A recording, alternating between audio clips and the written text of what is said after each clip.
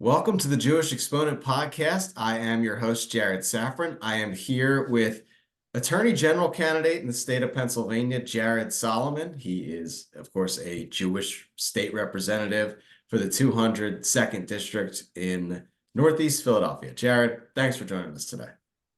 Thanks, Jared. Great name, by the way. Yeah, you too. Thank you. Different spellings though, but that's Yeah, okay. Won't hold against we can't have it all. We it. can't have it all. So, Jared, we talked when you announced about a variety of issues, about your reason for running, about your district, about what you felt you had accomplished. We pretty much hit on everything at that point. But you said recently something that was interesting, sent to me by your campaign manager, I believe, Jake Sternberger. You pledged to be, you said this in a forum, the toughest attorney general on hate crimes in Pennsylvania history. So I wanted to have you on and kind of explain what that means, because it definitely applies to our Jewish community in general, but especially post October 7th. So what does that mean? Yeah. Sure, Jared, and thanks again for having me. My comment was that I would be the toughest attorney general in the nation when it comes to hate crimes. Okay. Our community is under attack. Extremism is on the rise. Anti-Semitism is exploding across the country on our college campuses, on university campuses. A recent report showed instances within Philadelphia increasing to levels that we haven't seen in decades. As Attorney General, I think on a number of fronts, I would lead the way in projecting our shared values with strength throughout each of our 67 counties. And here's what I mean. First, I would form an anti-Semitism, Islamophobia, racism, bigotry task force, much like they have in Virginia. And what this does is it ensures that whenever there's an instance of anti-Semitism, we have the ability collectively to call out that issue of anti-Semitism with a clear, crisp voice.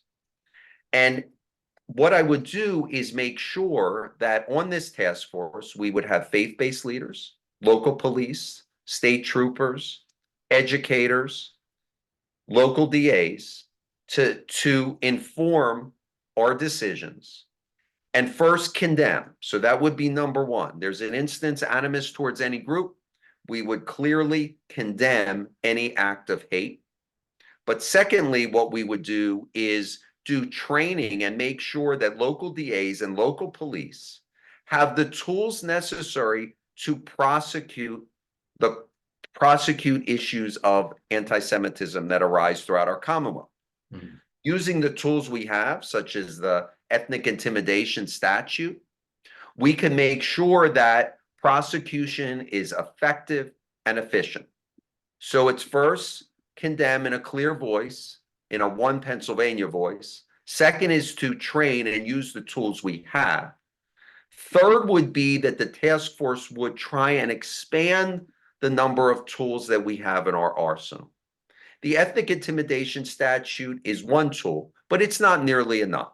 Mm-hmm. We need a hate crimes law that's being sponsored and has been championed by my colleague, Representative Dan Frankel, for decades. Mm-hmm. We need to get that on the books in Pennsylvania. That would be a clear way to go after hate in Pennsylvania.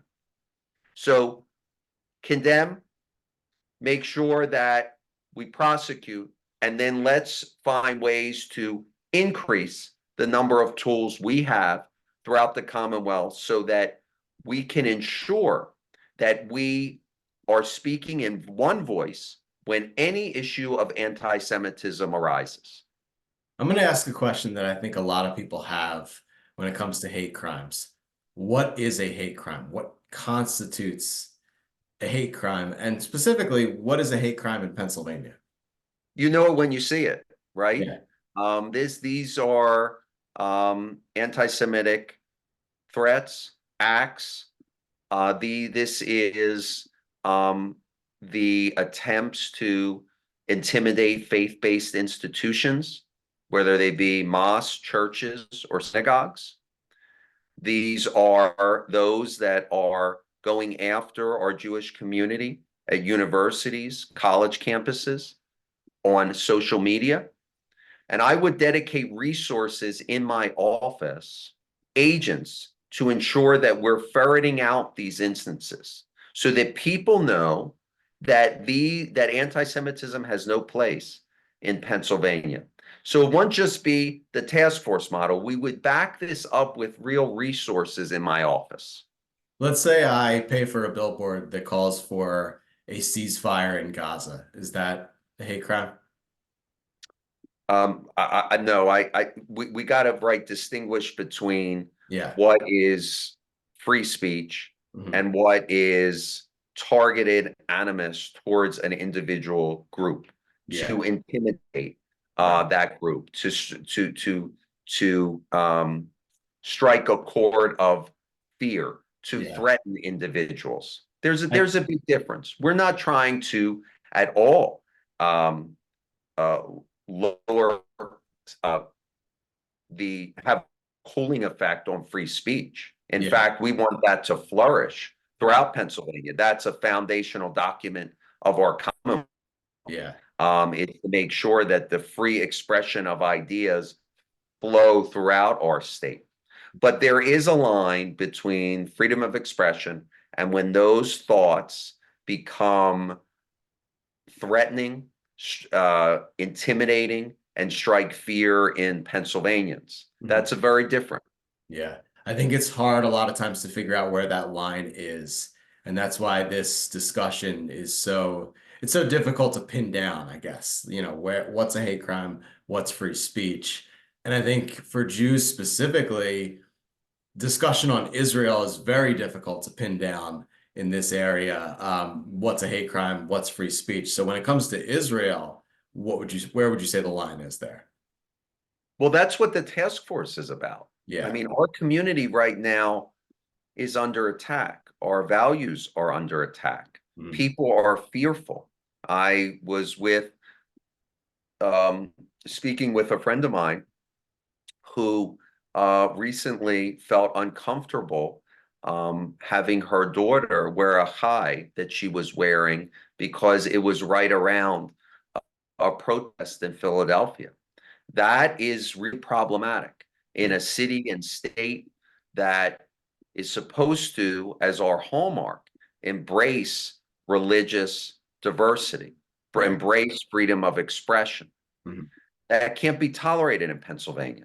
Yeah. And what this task force would do would provide law enforcement and it would provide local DAs with the tools to navigate the very issues, Jared, that you're talking about. Mhm. So it would be a clear line between Right. what is hate speech and what is freedom of expression. We can get this right Yeah. if we put in the hard work and surround the issue with the people who are thought leaders and make sure that we get the training on the ground work right so that local prosecutors and law enforcement know where that line is. I'm 32 years old. This since October 7th is probably the first time I've ever felt even a little bit unsafe in the United States as a Jew. I know a lot of other Jews feel that way as well. And what you're describing is not just prosecuting hate crimes, but changing a culture. You want someone to feel safe wearing that necklace out in public. So would your approach here not just, again, not just prosecute the crimes, but try to change that feeling that has now emerged? It's all about changing the culture. Yeah. That first component of the task force, right? It's to get that cultural moment right by speaking with a clear voice on issues of hate, intimidation, and the like. Mhm. That's why my friend Representative Harris and I started the Black Jewish Caucus. Mhm. That's not about providing law enforcement with new tools or additional training.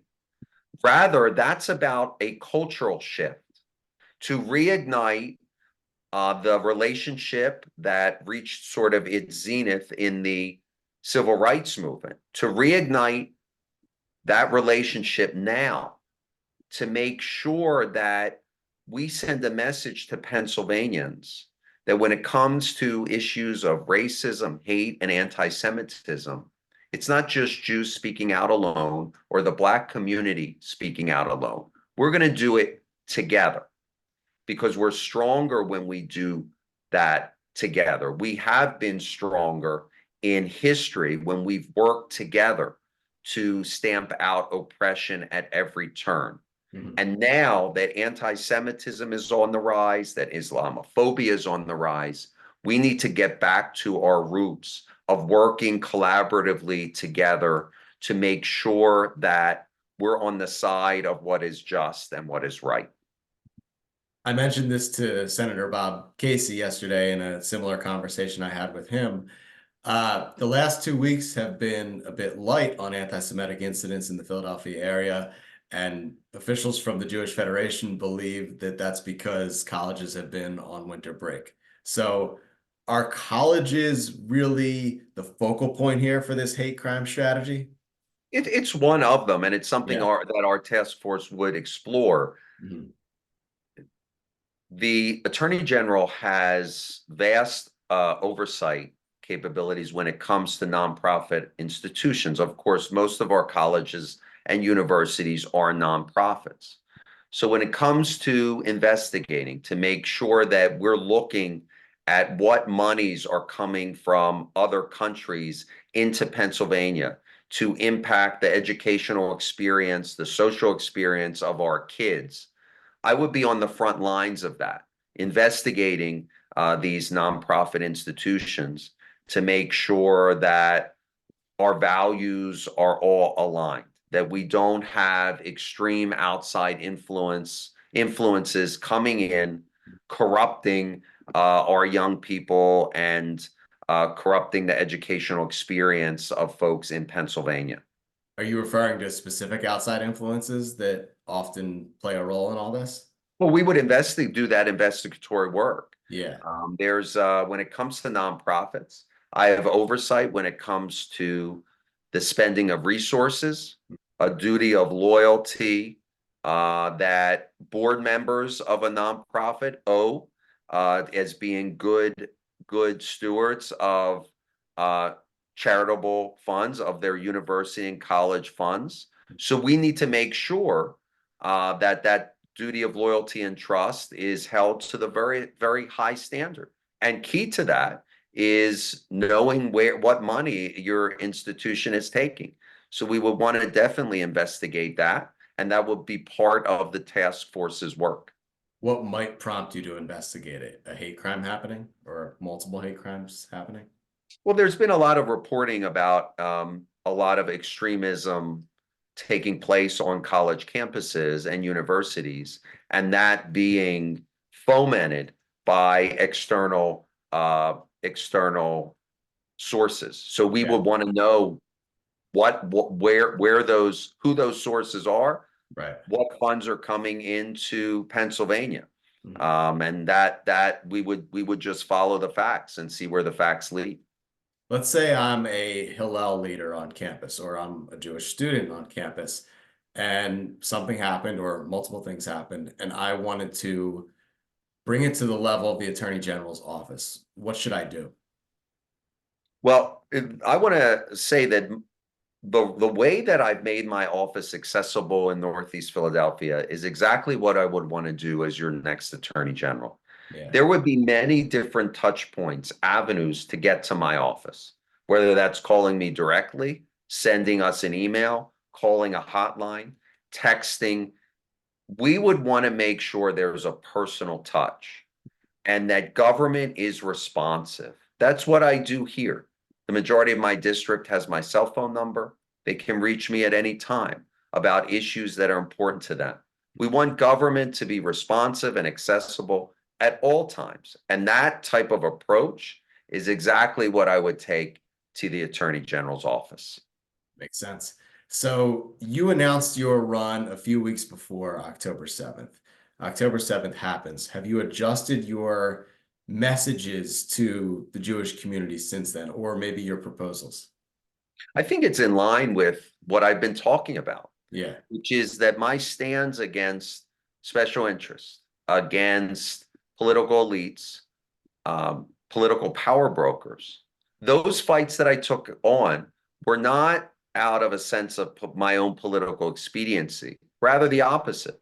I took on because for my value system, that's where my passion is. The right thing to do. Showing of independence is what leads me to take on hate crimes and be the toughest attorney general when it comes to prosecuting hate crimes, because it is the right thing to do. It's not the politically expedient thing to do. And as your next attorney general, that is what I will do.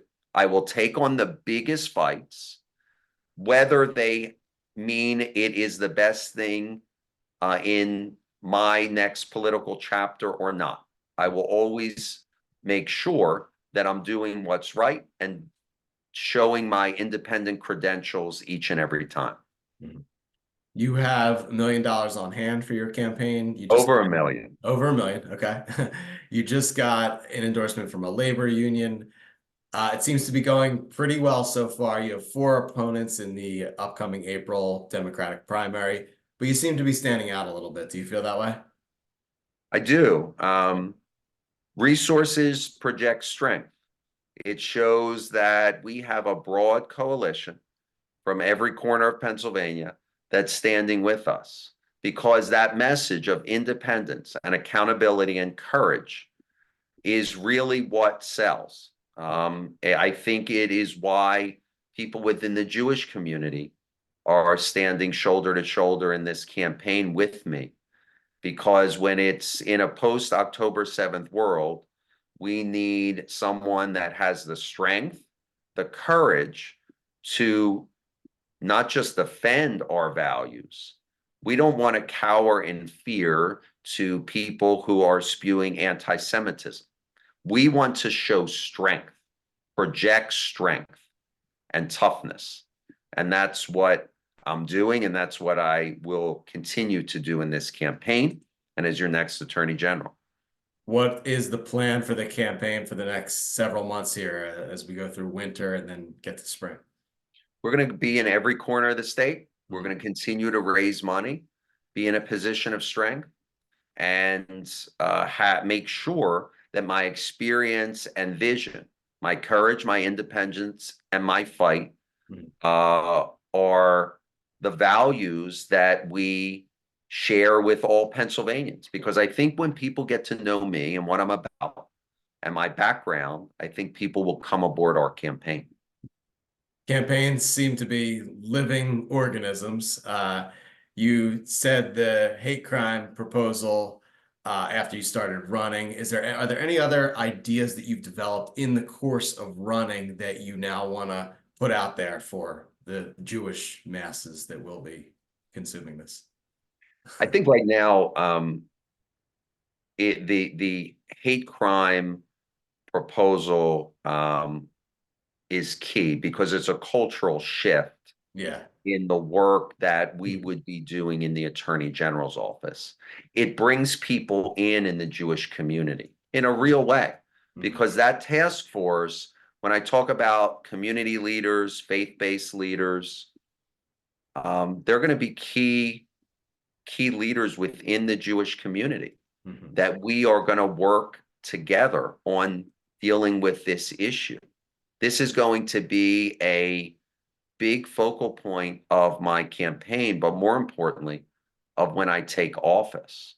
We're gonna work within our community to make sure that we get this right. A lot of times in Pennsylvania, we typically follow other states. We follow the lead on statutory language in New Jersey and New York. How about we lead this time? How about we set the course for what it means to push back against anti-Semitism in a real way? I think it would bring us back to our roots in Pennsylvania, to William Penn, who charted the course for religious tolerance and pushed back against religious persecution. So it gets us to our roots, but it also projects a really strong message and a new vision for what a new Pennsylvania means post October 7th. You're Jewish yourself. You live in Northeast Philadelphia. The city of Philadelphia has seen quite a bit of action on this conflict since October 7th. How do you feel as a Jewish person in post October 7th America? When I was growing up in Northeast Philadelphia, above my great grandparents' butcher shop, my bubby and my great grandfather always used to tell me about their struggles with anti-Semitism when they escaped the Ukraine during the pogroms.